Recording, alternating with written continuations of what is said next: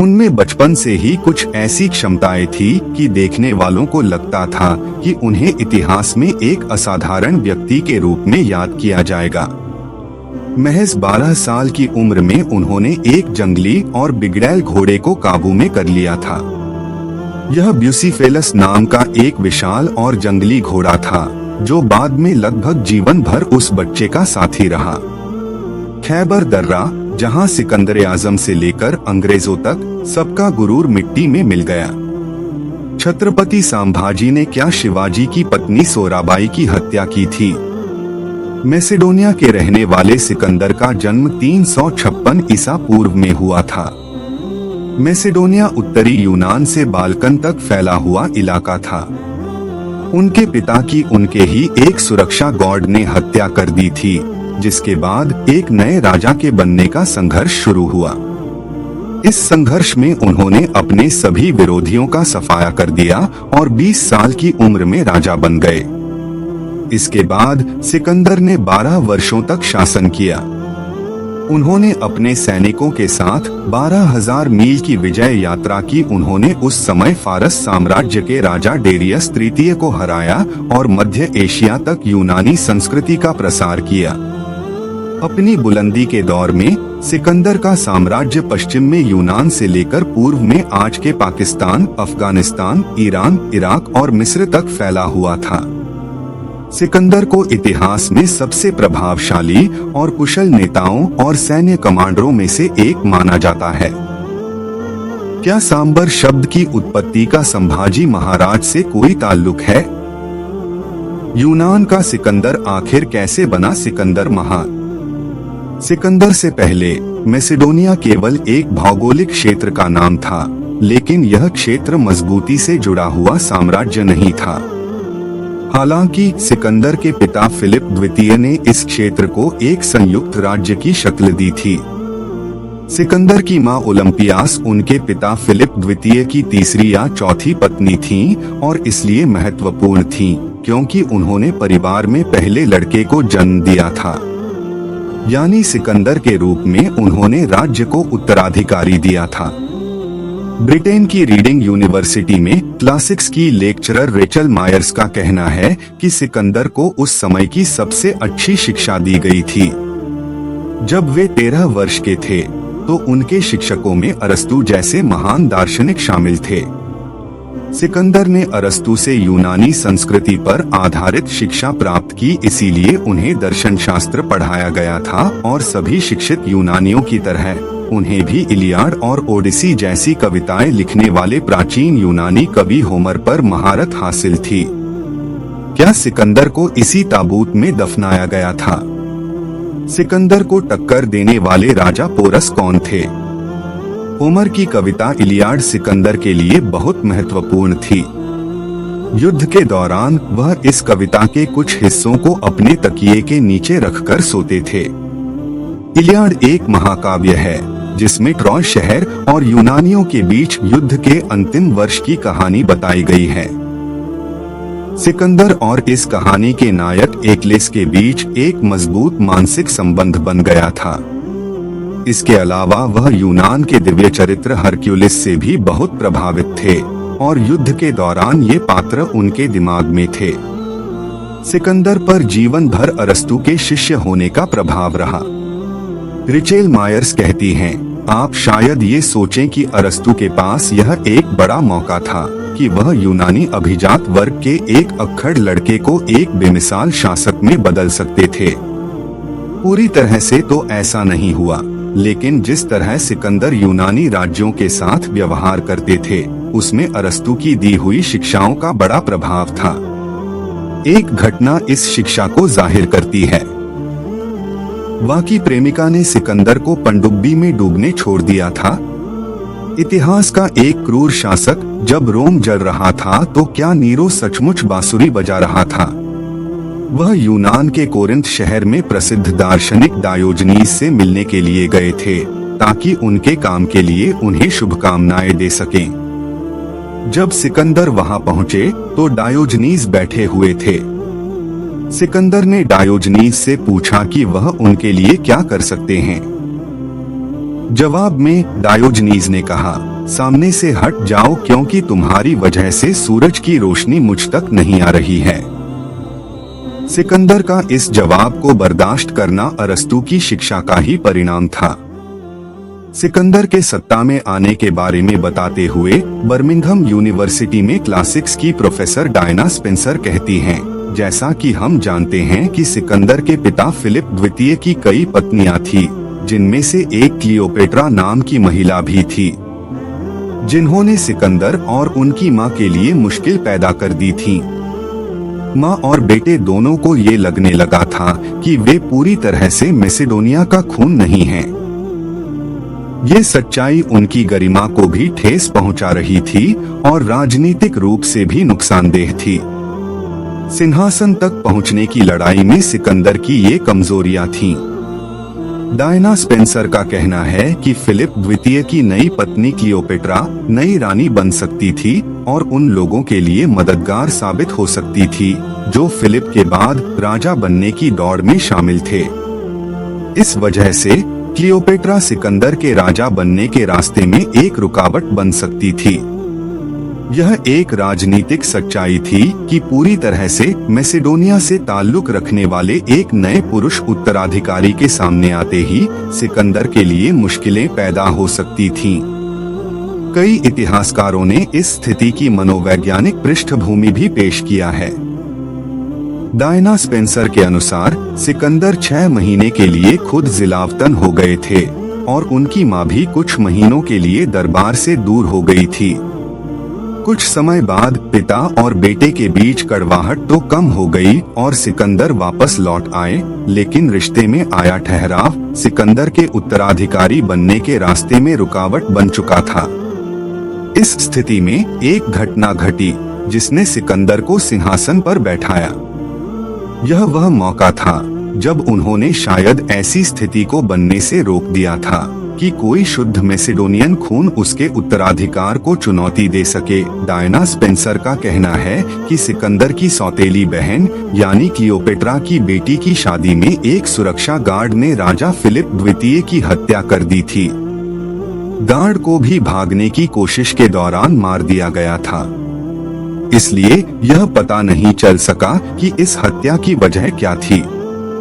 लेकिन माना जाता है कि इस हत्या में सिकंदर और उसकी मां का हाथ हो सकता है। इस हत्या के बाद सिकंदर का हाथ नहीं रुका। उन्होंने एक एक करके उन सभी लोगों को मार दिया जो उसके उत्तराधिकार के लिए खतरा बन सकते थे। अपने एक सौतेले भाई फिलिप एरिडाइस को छोड़कर उसने अपने सभी भाइयों, चचेरे भाइयों और उन सभी लोगों को मार डाला जो उनके राजा बनने के रास्ते में रुकावट बन सकते थे। उनमें से कुछ को तो बहुत ही क्रूरता से मौत के घाट उतरा गया था। आखिरकार सिकंदर सिंहासन पर बैठे और अब उनकी नजर फारस साम्राज्य पर थी। फारस साम्राज्य ने 200 से अधिक वर्षों तक भूमध्य सागर से जुड़े इलाकों पर शासन किया। यह साम्राज्य इतिहास के वास्तविक सुपर पावर में से एक था। फारस साम्राज्य की सीमा भारत से लेकर मिस्र और उत्तरी यूनान की सीमा तक फैली हुई थी, लेकिन इस महान साम्राज्य का खात्मा सिकंदर के हाथों हुआ। फारस साम्राज्य की तुलना में एक छोटी लेकिन प्रभावी सेना के हाथों राजा डेरियस तृतीय की हार को इतिहास में एक महत्वपूर्ण मोड़ के रूप में देखा जाता है। इस युद्ध के नतीजे में एक प्राचीन सुपर पावर का पतन हुआ और एक नए और विशाल साम्राज्य के जरिए यूनानी संस्कृति और सभ्यता का प्रसार हुआ।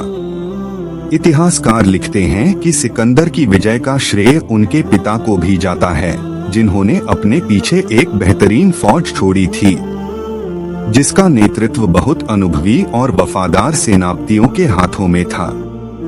हालांकि एक चालाक और कुशल दुश्मन को उसके इलाके में जाकर हराना खुद सिकंदर की एक नेता के रूप में बुद्धिमत्ता और युद्ध रणनीति में महारत का कमाल था। मैसेडोनिया के लोग हमेशा से एक सैन्य ताकत नहीं थे। यूनान में एथेंस, स्पार्टा और थेब्स राज्य ऐतिहासिक रूप से शक्ति के स्रोत रहे हैं। इन राज्यों के नेता मैसेडोनिया के लोगों को जंगली या बारबेरियन कहते थे। सिकंदर के पिता फिलिप द्वितीय ने अकेले ही मैसेडोनिया की सेना को एक ऐसी प्रभावशाली सेना बना दिया था जिसका डर उस प्राचीन दौर में दूर दूर तक फैल गया था। फिलिप ने मैसेडोनिया के पूरे समाज को एक पेशेवर सेना के साथ दोबारा संगठित किया। मुसोलिनी पर गोली चलाने वाली महिला जिसे इतिहास से भुला दिया गया। जब इतिहास में गुम एक इस्लामी लाइब्रेरी ने रखी आधुनिक गणित की नींव, उच्च श्रेणी की पैदल सेना, घुड़सवार दस्ते, भाला चलाने वाले और तीरंदाज इस सेना का हिस्सा थे। फिलिप की मृत्यु के बाद सिकंदर को यही सेना विरासत में मिली। सिकंदर हमेशा एक बुद्धिमान रणनीतिकार थे। वो जानते थे कि यूनान पर डर और ताकत से शासन नहीं किया जा सकता। उन्होंने एक सदी पहले फारस साम्राज्य की तरफ से यूनान पर हमले की घटना को राजनीतिक रूप से इस्तेमाल किया और फारस पर अपने हमले को देशभक्ति के साथ जोड़कर उचित ठहराया। सिकंदर ने एक प्रोपेगेंडा शुरू किया जिसमें कहा गया कि मैसेडोनिया के लोग पूरे यूनान की तरफ से फारस पर हमला कर रहे हैं। हालांकि एक सदी पहले फारस साम्राज्य और यूनान के बीच होने वाली जंग में मैसेडोनिया शामिल ही नहीं था। सन 334 ईसा पूर्व में सिकंदर की सेना फारस साम्राज्य में दाखिल हुई। सिकंदर की 50,000 की सेना को उस समय दुनिया की सबसे बड़ी और सबसे अधिक प्रशिक्षित सेना का सामना करना था। उस्मानिया सल्तनत के स्वर्णिम इतिहास को दोहराने की कोशिश करता तुर्की। काशी में कब और कैसे बनी ज्ञानवापी मस्जिद? एक अनुमान के अनुसार राजा डेरियस तृतीय की मातहत सेना की संख्या 25 लाख थी, जो उसके पूरे साम्राज्य में फैली हुई थी। इस सेना का दिल कहे जाने वाले दस्ते को अमर सेना कहा जाता था। यह 10,000 सैनिकों की एक इलीट रेजिमेंट थी। इस इलीट रेजिमेंट की संख्या 10,000 से कम नहीं होने दी जाती थी। युद्ध के दौरान जब इस दल का कोई सैनिक मारा जाता था तो दूसरा उसकी जगह ले लेता था और कुल संख्या पूरी रहती थी। लेकिन इस जबरदस्त सैन्य शक्ति के बावजूद सिकंदर की बहुत ही प्रभावी और बुद्धिमान रणनीति की वजह से फारस साम्राज्य हार गया। इतिहासकारों के अनुसार फारस साम्राज्य की हार का एक कारण यह भी था कि उसका पतन पहले ही शुरू चुका था और 5वीं सदी ईसा पूर्व में यूनान में लगातार हार के बाद उसका विस्तार रुक चुका था। महाराजा रणजीत सिंह और एक मुस्लिम लड़की की प्रेम कहानी। मोहम्मद से पैगंबर बनने के सफर में जिस महिला की रही सबसे बड़ी भूमिका। सन 324 ईसा पूर्व में सिकंदर फारस के सूसा शहर पहुंचे। वह फारस और मैसेडोनिया के लोगों को एकजुट करना चाहते थे और एक ऐसी नस्ल पैदा करना चाहते थे जो केवल उसके प्रति वफादार रहे। सिकंदर ने अपने कई सेनापतियों और अधिकारियों को फारस की राजकुमारियों से शादी करने का आदेश दिया। इस मौके पर एक सामूहिक विवाह समारोह का आयोजन कराया गया। सिकंदर ने खुद अपने लिए भी और 2 पत्नियां चुनी। सिकंदर का सत्ता में आना, विजय प्राप्त करना और फिर पतन, यह सब बहुत थोड़े समय में हुआ था। डायना स्पेंसर बताती हैं कि कई रोमन इतिहासकारों के अनुसार सिकंदर कभी कभी नशे में धुत हो जाते थे और एक बार उन्होंने रात के खाने के समय नशे की हालत में अपने एक करीबी दोस्त को मार डाला था। रोमन इतिहासकारों ने उनके शराब के नशे की वजह से गुस्से में आ जाने और सनकी व्यवहार की कई घटनाओं के बारे में लिखा है। हालांकि इनकी सच्चाई पर भी सवाल हैं। सिकंदर के हाथों मारा गया उनका दोस्त क्लेटियस था, जो सिकंदर और उनके परिवार के बहुत करीब था। वह अक्सर सिकंदर को पूरी सच्चाई से सलाह देता था और हर लड़ाई में उनके हाथ की तरह था। उस दिन सिकंदर ने बहुत शराब पी हुई थी और जब क्लेटियस ने कहा कि आपका व्यक्तित्व बदलता जा रहा है, तुम्हें खुद को काबू में करने की जरूरत है, आप फारस के लोगों की तरह होते जा रहे हो और ऐसा लगता है कि तुम हम में से नहीं रहे। क्लेटियस ने ये सब कहने के लिए गलत मौका चुना था। उसी समय सिकंदर अपनी जगह से उठे और क्लेटियस के सीने में भाला घोंप दिया। सिकंदर की विजयों और उनके व्यक्तित्व के आकर्षण के कारण प्राचीन यूनानी उन्हें एक आम आदमी नहीं बल्कि एक देवता समझने लगे थे, बल्कि खुद सिकंदर को भी विश्वास हो गया था कि वे देवता हैं। फारस साम्राज्य पर अपना कब्जा जमाने के बाद उनकी सेना पूर्व की ओर बढ़ने लगी और भारत तक पहुंच गई। इसके बाद सिकंदर मैसेडोनिया वापस लौटने लगे, लेकिन वतन वापसी उनकी किस्मत में नहीं थी। सन 323 ईसा पूर्व में 32 वर्ष की उम्र में बेबीलोन वर्तमान इराक के इलाके में पहुंचने के बाद अचानक एक रहस्यमय बीमारी उनकी मृत्यु का कारण बनी। कुछ इतिहासकारों का मानना है कि उनकी मौत का कारण उनके घावों में होने वाला इन्फेक्शन था और कुछ का मानना है कि उनकी मृत्यु मलेरिया की वजह से हुई थी। सिकंदर को फारस साम्राज्य पर विजय प्राप्त करने के बाद भारत जाने की जरूरत क्यों महसूस हुई? यूनानी संस्कृति के प्रोफेसर पॉल कार्टिलेज का कहना है कि इसके कई कारण थे। सिकंदर यह दिखाना चाहते थे कि उनके राज्य की सीमाएं वहां तक पहुंच चुकी हैं, जहां तक उनके पिता फिलिप द्वितीय नहीं जा सके थे।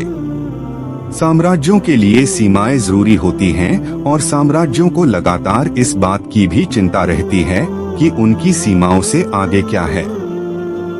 इसका एक उदाहरण रोमन साम्राज्य है। जब कैंसरेरूम सीजर ने ब्रिटेन पर हमला किया था, तब सिकंदर भी अपनी सीमाओं का विस्तार करने के बाद स्थायी सीमाओं की स्थापना कर रहे थे।